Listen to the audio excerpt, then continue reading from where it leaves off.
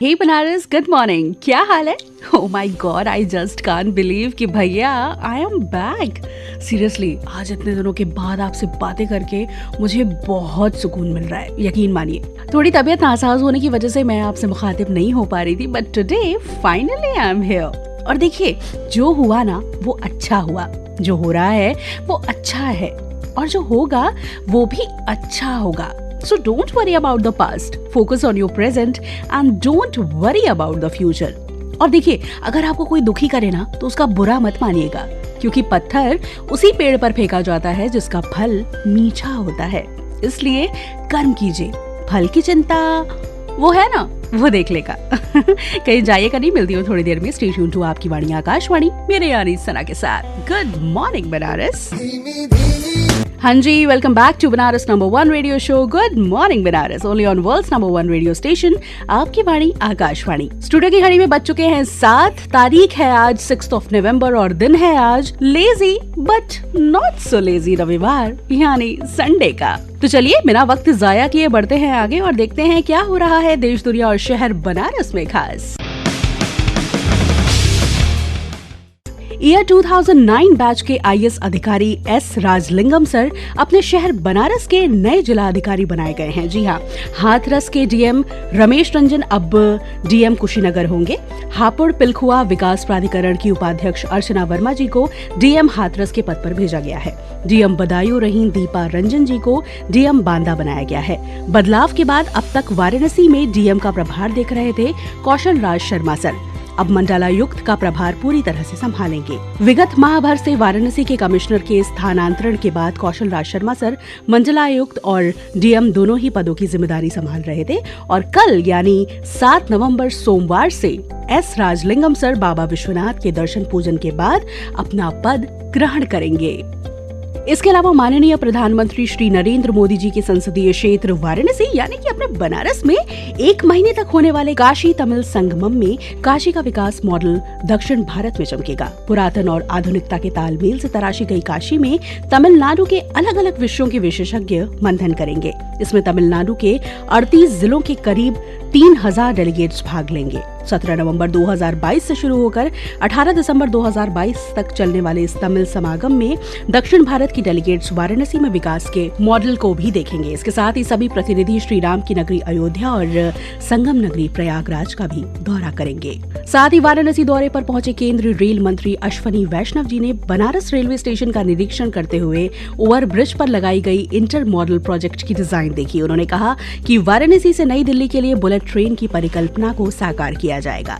Railway की ओर से वाराणसी में जो भी कार्य चल रहे हैं उसमें काशी की पौराणिकता और धार्मिक महत्व का पूरा ध्यान रखा जाएगा। बहरहाल बता दूं आपको कि बनारस स्टेशन एलईडी लाइट से इन दिनों सजाया गया है और जो बेहद खूबसूरत लग रहा है। इसके अलावा मध्य प्रदेश के बाद अब उत्तराखंड में भी हिंदी में होगी एमबीबीएस की पढ़ाई। जी हाँ, उत्तराखंड के चिकित्सा शिक्षा मंत्री धन सिंह रावत ने कहा कि प्रदेश के राजकीय चिकित्सा महाविद्यालयों में अगले सत्र से एमबीबीएस की पढ़ाई अंग्रेजी के अलावा हिंदी में भी होगी। इसके लिए प्रदेश के चिकित्सा शिक्षा विभाग ने 4 सदस्यीय समिति बनाई है।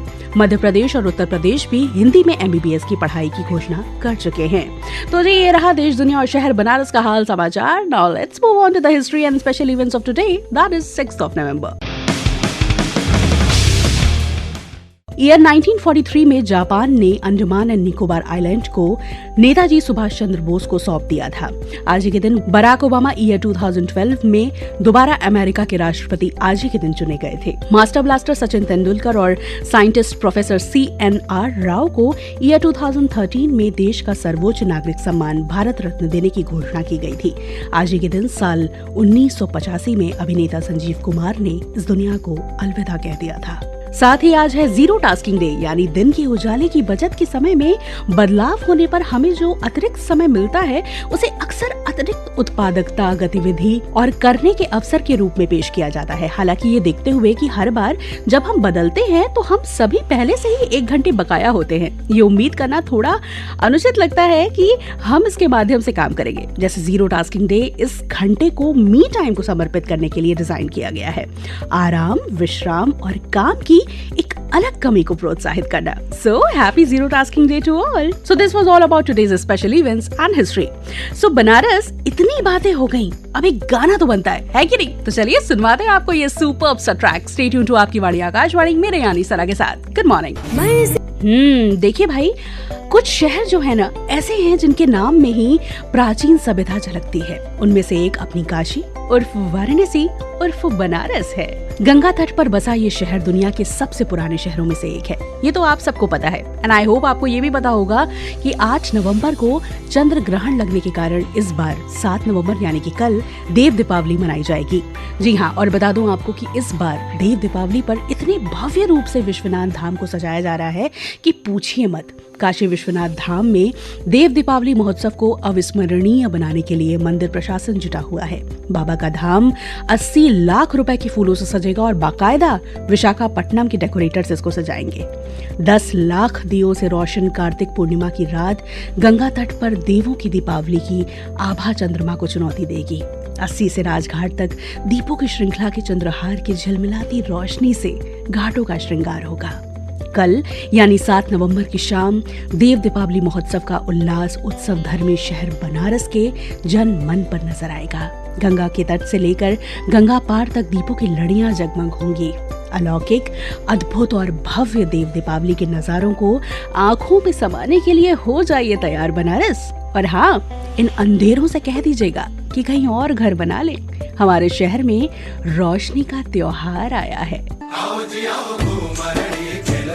हाँ जी, तो बनारस हमारा और आपका आज का गुड मॉर्निंग बनारस का सफर अब यहीं खत्म होता है। पर 7:20 से प्रादेशिक समाचारों का सिलसिला हमारे गोरखपुर केंद्र से जारी रहेगा।